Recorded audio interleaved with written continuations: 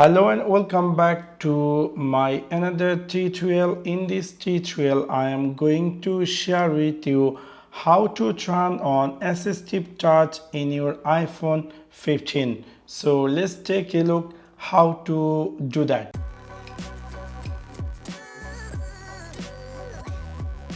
You might be recently bought this iPhone 15 and you are wondering how to turn on assistive touch, or which is called home button.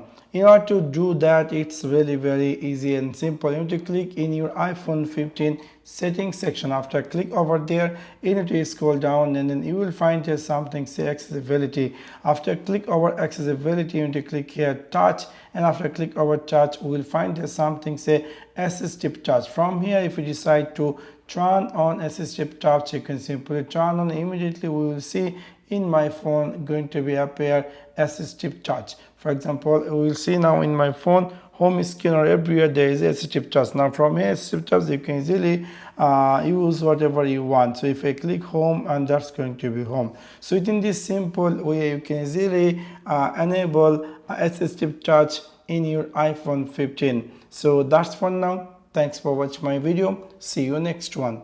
Peace.